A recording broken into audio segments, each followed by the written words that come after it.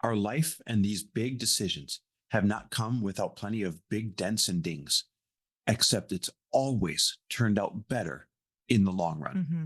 And that's why I think you guys have to be open to trying things on for size, not rejecting the idea, creating a backup strategy, and just freaking going for it.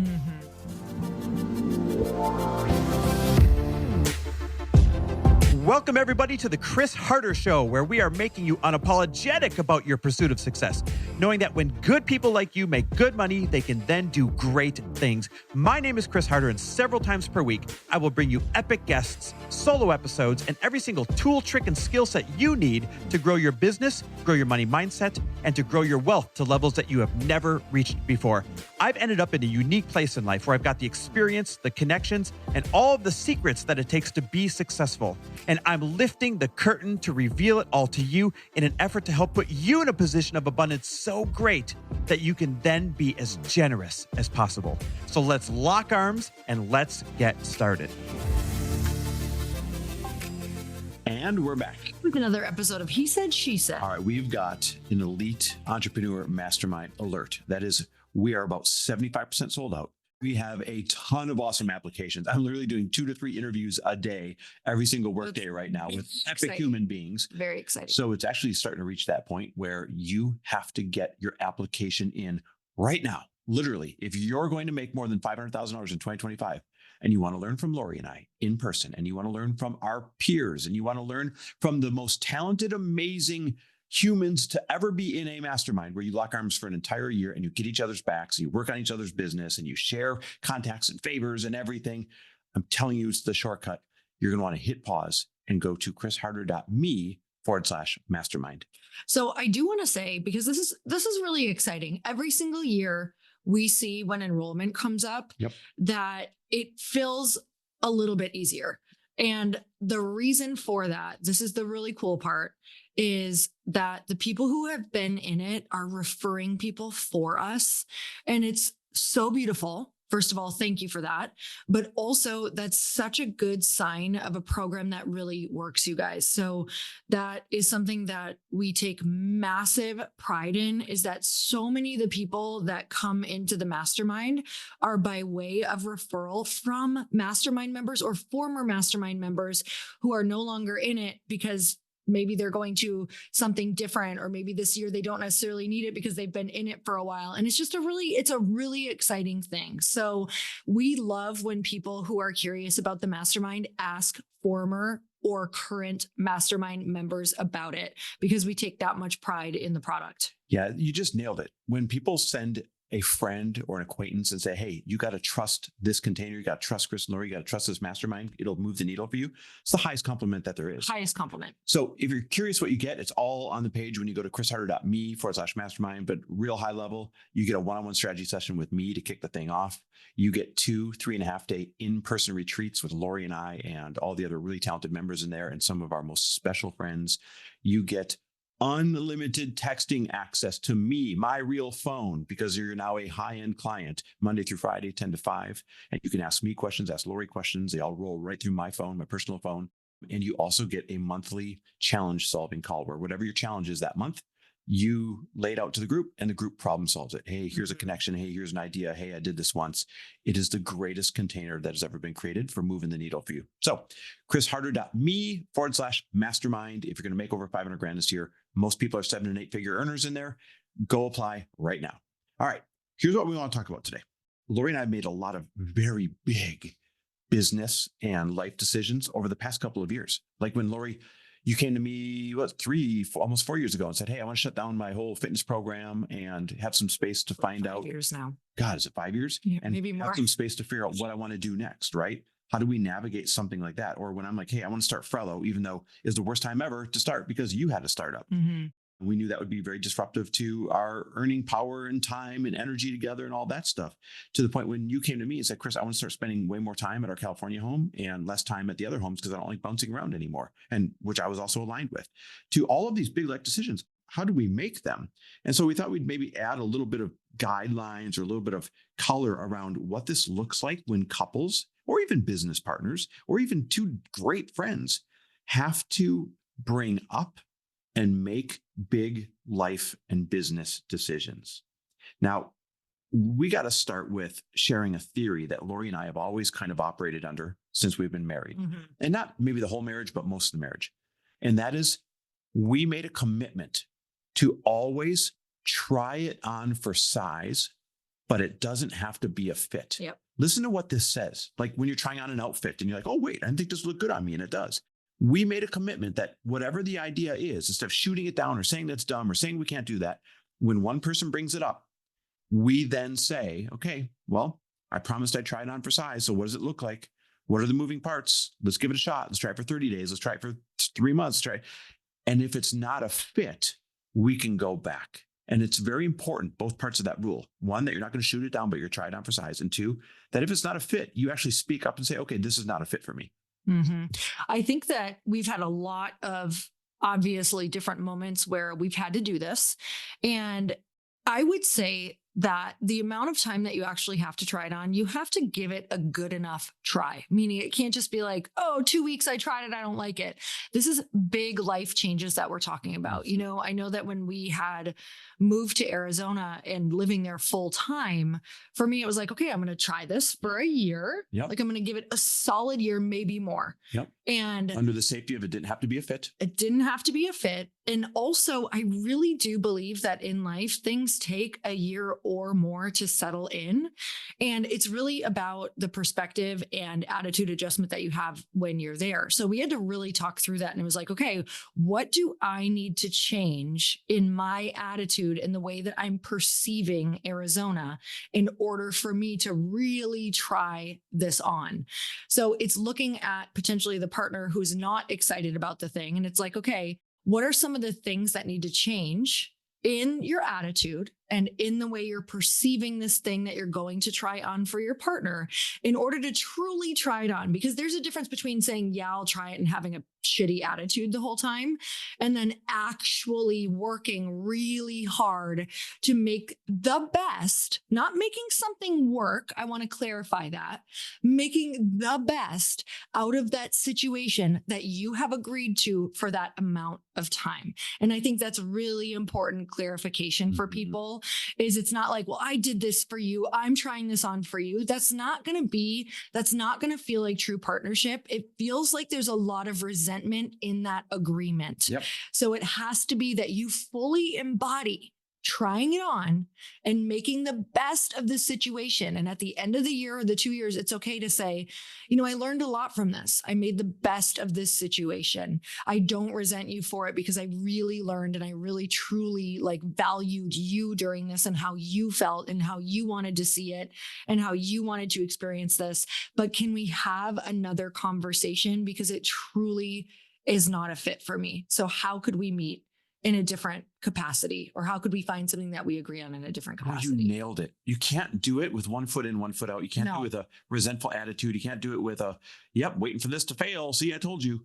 Then you might as well not do it because it's guaranteed to not work because you're seeing it through the wrong colored lenses. That's the best point. So Lori, that brings up a question though, that is a very fair question. And that is, okay, fine. I get it. We're supposed to try things on for size and I get it. We're supposed to have good attitude about, but what if one partner is ready to take the leap? Like, hey, I need this for my life, for my business right now. And the other one isn't. The other one's like, whoa, this is a big thing you just sprung on me. I don't know if I'm ready for this big change or shift or move or whatever it might be. That's a real impasse. Yeah. How do you navigate that? You have to both sit down and acknowledge the fears. And so for every single fear and every single obstacle, you both have to write what you're going to do and maybe why it's not necessarily a fear or an obstacle or why it is, and come up with an answer for each one together. And so, you know, maybe sometimes you've come up with something for me. It's like, well, I get that you're afraid of that, but here's maybe how I feel about it. And just know that I have your back on this. Like, I feel really good about this. And sometimes you guys in partner negotiations, that's what it is. I've had moments where I'm like, babe, this is making me nervous. Like, I'm freaking out about this. I have a lot of fear that we're going to lose money or whatever that looks like. And if you feel good about it and you're like, okay, if that happens, I feel really good about it. I've got us. Like, I'm not worried. Then I trust you and say, okay, if you feel good and know that you can navigate it and that you're going to be the person who can handle it, then it's okay for me to still have this fear because you feel really good about it. Yeah, I love that. We call it playing the movie to the end. Yeah. Right. And I actually think this comes from like AA or something like that. I forget where it originated from, but the theory of if one person doesn't feel ready, it's because they're afraid of something, like Yep. you just said. And if you play that movie to the end, okay, you're afraid that blank is going to happen. What if it happens? Then what would happen next? And if that happens, then what would happen next? Okay. And how bad would the scenario actually be? And you realize, wait, it wouldn't be that bad. We would just move Yeah. back. Wait, it wouldn't be that bad. I'd just get a same job, different place. Wait, it wouldn't be that bad. We'd have to build our 401k again, or, whatever weird risk that you're Mhm. taking. When you play the movie to the end, you realize it's really not as bad as you're fearful it might be. I have a great example around this of when you and I were first moving away from the Midwest. And if you're from a tight knit family or from Midwest values, and I know that there's a lot of other places in the country that are like this as well, where it's really hard to move away from your family. Like your family's going to look at it as, why are you abandoning us? Why are you leaving us? Like we feel left behind or whatever that conversation is. Maybe you have parents that you don't feel like you could leave, family members. And, when we were first thinking of moving to California, one of the big things for us was our family's going to feel like we're abandoning them. And it wasn't just a thought. This was actually verbally spoken by our families. And so Chris and I had to go back to the drawing board. We're like, oh, this is not being received very well. And you knew it wasn't going to be received Mhm. well. And so we had to both sit down, Chris and I, and weigh out, what are we sacrificing? How are we going to feel if we sacrifice this? Is the relationship with our family actually going to worsen because now we're resentful? And what would it look like if we asked the family, how much do you need to see us a year in order for this to feel good? And so what we did is we wrote down how much we were actually seeing our family anyway. Yep. And at the time we had lived in Minnesota and they were living in Wisconsin. So we weren't actually seeing them all of the time. That's what they thought. And so what we did is we said, okay, well, what if we actually saw you more once we moved to California? What if we worked in times where we actually saw you more? And while it still wasn't received in the best way, we still mapped it out. And what we did is we literally took their fears head on and acknowledged them. And I think a majority of the problems that we're talking about is one person doesn't feel seen or acknowledged or doesn't feel like their fears are going to be acknowledged or assessed. And so what we did is we came up with a plan around their fears and around our fears and said, here's what we're doing. We're going to plan these things in. We're going to make sure we see each other and we can both be living in the dream that we want. I love that. Same thing happened when you're like, hey, I think I want to shut down my fitness and self-development company and take some time off. And then that turned into Starting Light Pink, which turned into Glossy, right? Mm-hmm. My fear when you told me we're on a walk in San Monica, I'm like, what do you mean you want to shut down? Like, that's a couple $1 million a year worth of income. Like that's what we live on and this, that, blah, blah, blah. And when I got over that, I could realize two things. One, this really meant something to you. Two, we were able to backfill it just by getting creative. Okay, let's start this fast foundation thing. Okay, let's do this. Let's do that. And it was so much easier to overcome what I thought was going to be something to be fearful of. Actually, it's really easy that I think about it, that you have to allow yourself to get past whatever you think you're afraid of and actually put some real strategy behind navigating that fear. So whether it's the fear of leaving family behind or financial fear or fear of embarrassment or whatever it might be, get over the initial fear and put some real strategy behind it. You're going to realize, wait, there's a way to compensate this. No problem. I really want to acknowledge how challenging this is and that there's risk involved in anything. When I went to Chris and I said, I want to shut down the fitness membership, which is what he's talking about. One of the reasons for that was because it wasn't aligning with who I wanted to become, which was more in business, more in personal development. I had so much of my identity and personality in fitness that I knew that energetically and also mentally and team-wise and bandwidth, and it took a lot of team and bandwidth in order to launch these challenges that we did all of the time, that I needed to take the risk to pull away from the person that I was and that I had been known for and the business that I had and that I had been known for in order to become this other person. And that was really, really scary. But also, it's like my soul knew that you have to let go of a good thing sometimes Yep. in order for the next chapter of your life to happen. And I think where people start to plateau, get stuck, feel like their business is going, getting lower every single year. And if you remember, Chris, like it was getting harder and harder to do what we had already done. Yep. And it Industry just was getting wasn't saturated. industry was totally changing, and it just wasn't feeling as aligned for where I wanted to go. 5 years now, looking back, great pivot. Yeah, great pivot. And I think that we're always being spoken to in that way, especially if you're feeling really called into something else and you're starting to get paid for it and you're starting to get money for it. And that's what was happening for us. And that's why I knew we had to have that conversation where I'm like, I'm not like shutting this down and not going to go full bore into the next thing. Let's get a plan. So we started to plan, like, how could we replace this income? What does that look like? What are the dates? What are the goals? How could we do this? And so we weren't going blindly. Like it wasn't some move where it was like haphazardly. Yeah, it wasn't haphazardly. Even though I can tend to want to run that way, you're always like, let's get the plan. And now I'm so grateful that whenever we do this, we always sit down, acknowledge everything, and plan for the next But thing. I've got to add context to this because this is important for everybody. First, instead of saying, well, we need a plan, I was able to honor your request and try it on for size instead of rejecting it. That's literally step one. Step two was, okay, I agree that we'll do this, but let's create a plan and do this in a way that is less painful. Mm-hmm. And then because the other person feels heard, because I said, oh, fine, if that's your request, we're going to do it. But let's do it in a way that's a little bit less painful. Now you don't mind the transition period because you know that you're still getting your way in the short term. And that's exactly how we've kind of done all of this stuff. When you're like, hey, I'm done with the Arizona thing. It's not for me. I said, okay, but my big concern is that's where all of our family is. And it's like an absolute core value to see mom as much as possible and everything else for me.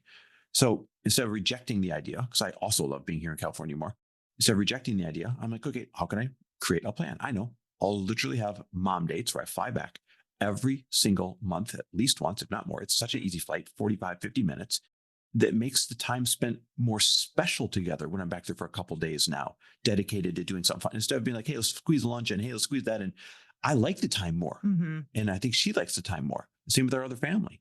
So there's always a better plan if you're willing to not reject the idea, but instead come up with the better transition plan.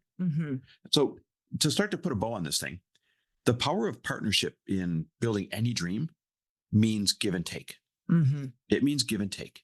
It means you have to choose to always be open to the fact that what you think today looks like, tomorrow may not.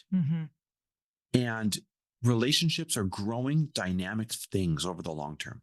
We have become such different people with such different dreams, each of us individually, that it would have been impossible to stay together. It would have been impossible to, become wealthy. It would have been impossible to have big dreams. It would have been impossible to do any of these things had we expected tomorrow to look like today just because. And I just want to really add in here that it's okay if your partner needs more time to sit with whatever you are sharing with them. So I now don't expect Chris to be on board right away or within a day.